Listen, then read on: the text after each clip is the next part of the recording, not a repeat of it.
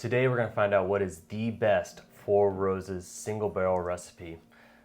Is it a B? Is it an E? I don't know. Let's see and find out.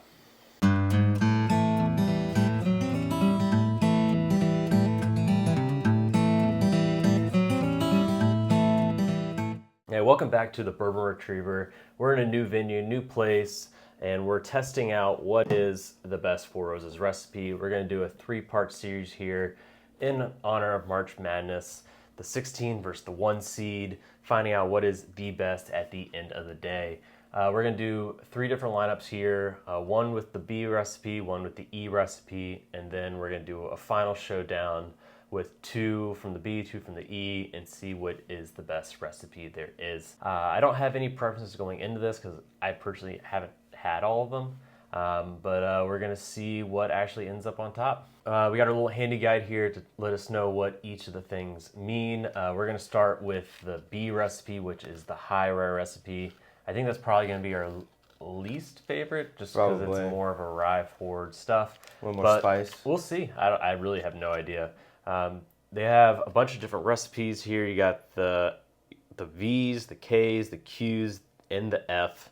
They all have different levels of spice, fruit, and flavor nuisance, it says? Or nuance? Nuance. Okay, I cannot read to save my life. But let's go ahead and get into it. Okay, so the first round, we're going to do the B's here. There's 5 different recipes with the B's. I could not tell you what each of them means. We do have, like earlier I said, the card. I'm not read it because I don't want to impart those in my brain, but maybe at the end after we go through them all and rank them, we can go through and see if you actually picked up any of those notes.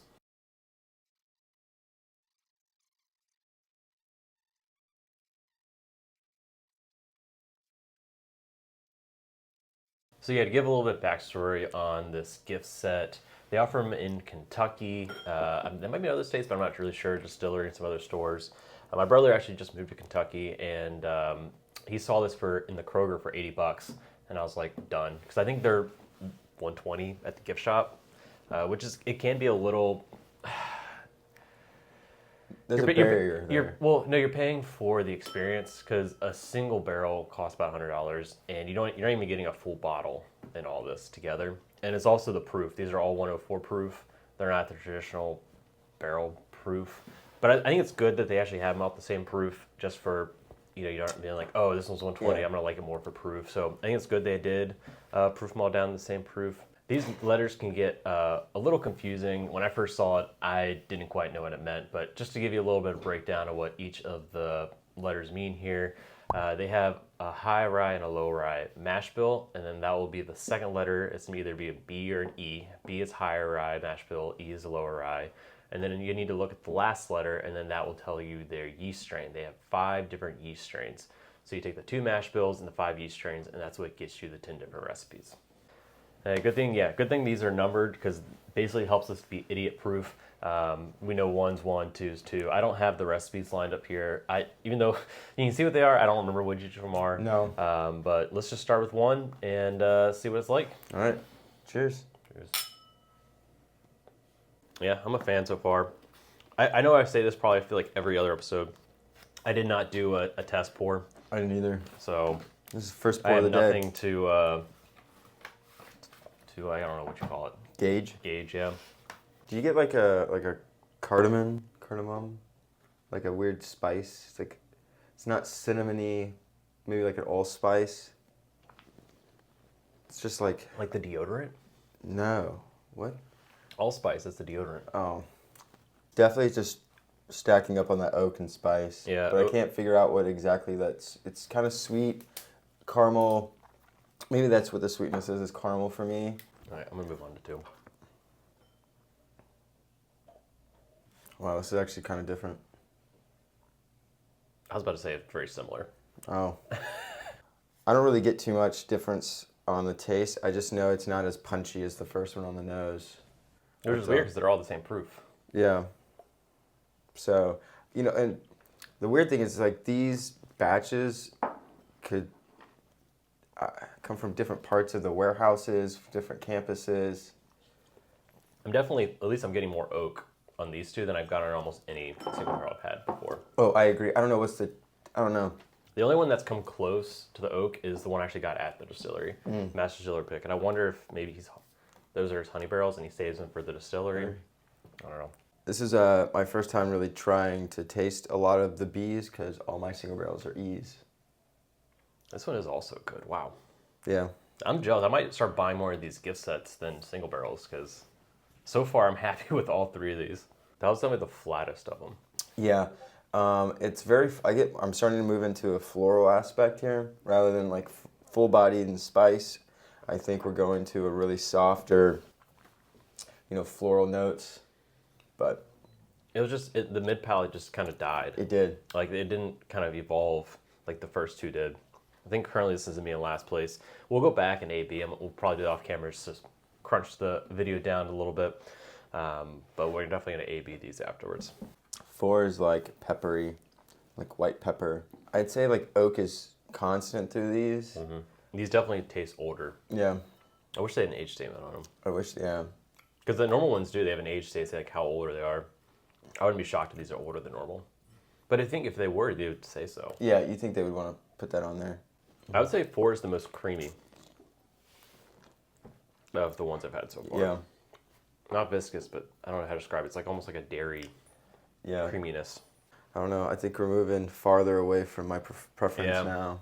This is also kind of mellow in the middle. They could also be just people, getting a little fatigue. Yeah, a little bite, yeah.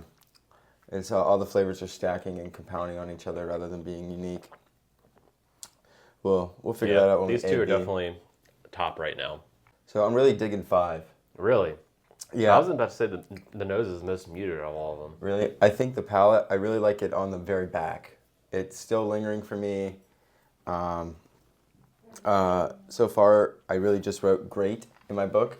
Yeah, I can see the finish. This probably has the best finish at all of them. Yeah. I still think the nose is mellow. Anyway, so we just finished A/Bing all the bottles. We put them in our order here. Taylor's better at concealing his than mine. Mine are still out here. But we're going to go through, tell you our tasting notes, and we're going to see how much they actually line up with the Four Roses tasting notes. So we're going to start with last place. I think we were a little different in last place. I did 5 was last place. Mine was 4. 4. So we'll do 4. We'll do 4 first. Let's see here. 4 for this one. 4 is OBSQ. All right. So we got some tea notes, some flat cola sweetness on the front and back end, and then a really good finish.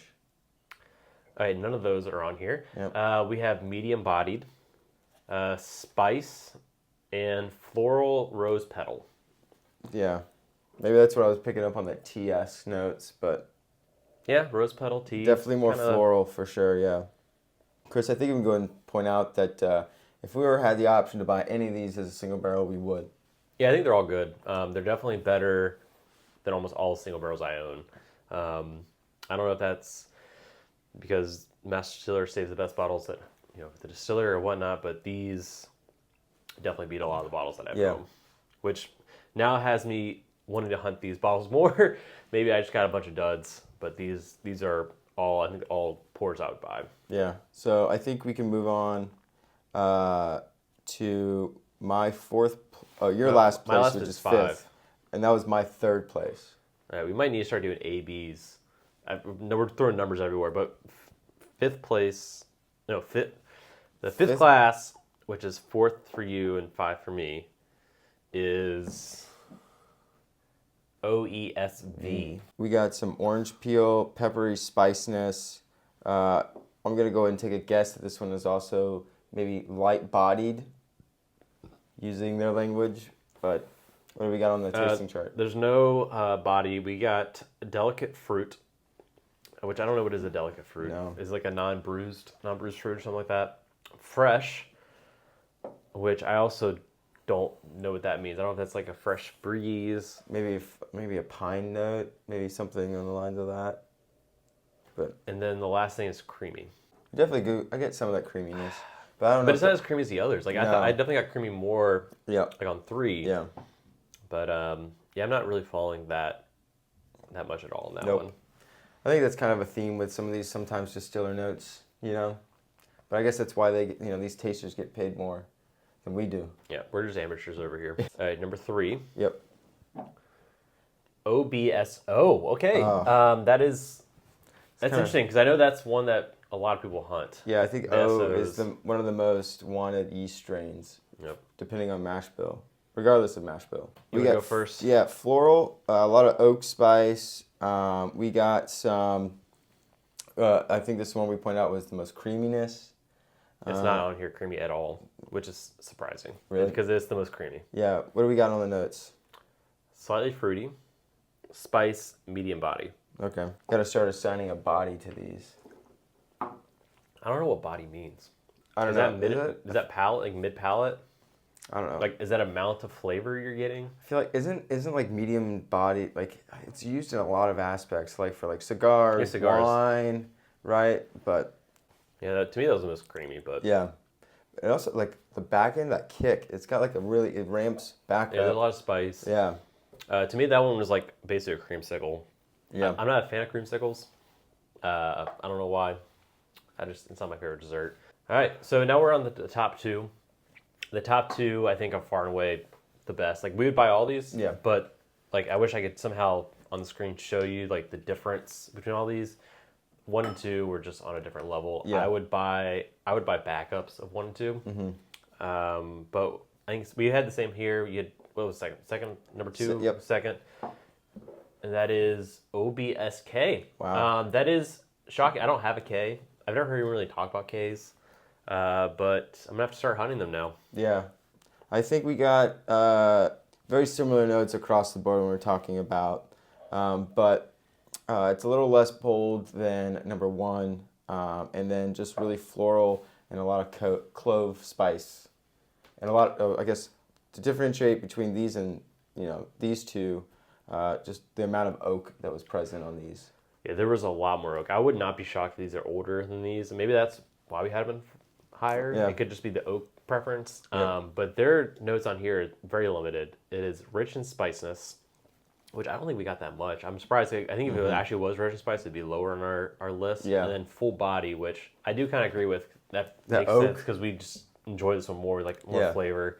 All right, now we're on to number 1. Number 1 is OBSV, which makes sense. I think that is probably the most sought after of the OBs. I could have smelled this one all day. Yeah, it was really good. Oak, spice, caramel is the first time we kind of brought up that kind of honeyness. And then it was really balanced between that oak and sweet and spice all in one. But I'd say this one also is full-bodied. Nothing about body on this one. We got Ah. creamy, which I guess maybe is kind of similar. We have spicy and delicate fruit. And they say pear and apricot. I did not get any of those on this one. Maybe apricot? Not pear. Pear, I don't really Yeah. associate something much lighter. Way light, yeah. Maybe the creamy. I can kind of see that now. Mm. No, pear's not there at all. No. Overall, And it's not the spiciest of all of them. no. I don't know why they put spicy. There's a little bit there just to balance it out, but it's not dominant spice. Yeah, I'd be interested to know how old these are, or what's the average age of these blends. I really wish they had the age statement on these, like because the normal single barrels they have a age and month, but they don't have it on any of these bottles. I'm assuming they're all roughly the same, but it's hard to know. There we go. So our first place is OBSV. Moving on, and OBSK. Those will be moving on to the the last episode where we'll be doing OEs versus OBs. It'll be interesting to see if we have the same secondary yeast moving on to. Maybe we like certain yeast strains. But tune in next time for the OE recipes. Yeah, thanks for having me. Yep. And until next time, if you're enjoying this content, make sure you check out this video or this one. And until next time, cheers.